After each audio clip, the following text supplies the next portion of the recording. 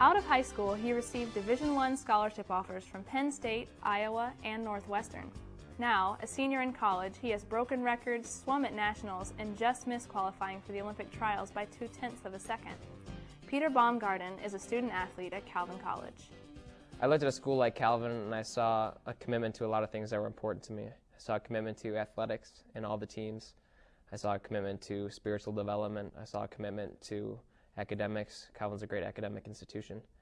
And all across the board, I saw an institution committed to developing the whole person, which is really something that stood out compared to a lot of these D1 schools when, in a lot of ways, all you are to them is a percentage of a scholarship.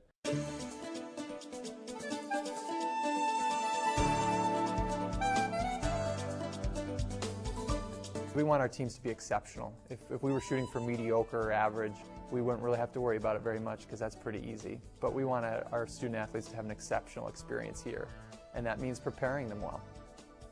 In the summer of 2004, Calvin College launched a unique program to take athletics, academics, and leadership and wrap them all in faith. Calvin grad Aaron Winkle, the 2000 NCAA Division III Basketball Player of the Year, was asked to be the coordinator of Christian formation for athletes and team development. First assignment, take 32 student athlete leaders to the Gainey Ranch in Montana for a week-long leadership retreat. When we laid that out, there was a lot of nervous student athletes there who were really concerned about their own inability, their own inadequacies.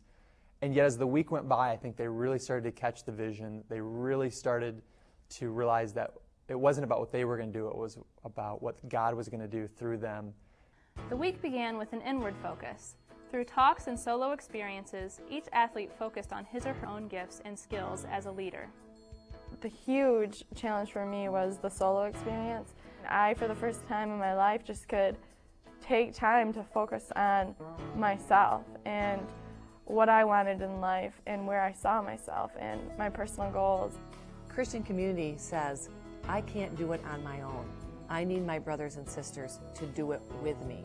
And so often in today's society, we want to do everything on our own. The second half of the week went a step further to how each athlete can influence their teams and communities.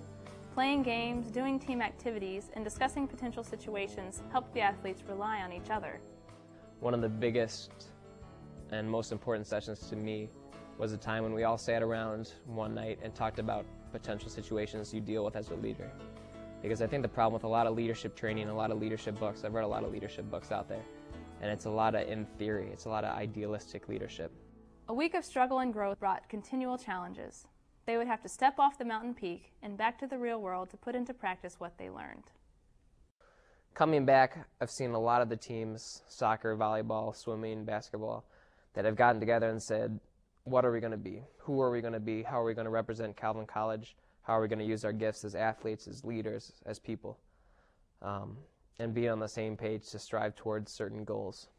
Back on Calvin's campus, the 32 student athletes schedule events together, run chapels, hold each other accountable, and are sharing what they've learned with their teams and other students. I think this year more than any other year, because of the Gainey experience, there is an electrifying atmosphere around Calvin athletics.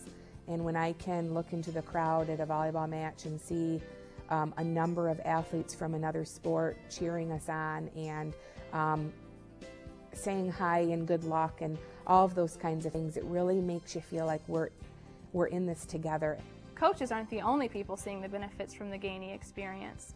Other colleges are impressed as they watch Calvin pioneer the program. They're blown away that this is happening at Calvin, and they're really excited about it. We've been contacted by a number of Christian colleges from around the country who are asking and inquiring, how's it going? What types of programs are you running? Are there things that we can do that would piggyback on what you're doing there at Calvin? There's an expectation and there's an obligation for the talents that you have. I think everyone has unique gifts. I think everyone has unique talents, and the way that God has molded them into a person is uniquely fit to who they are. And there's an expectation of we can't just have that and hold it inside you, but through the Reformed perspective, there's an idea of needing to go out there and change the world around us.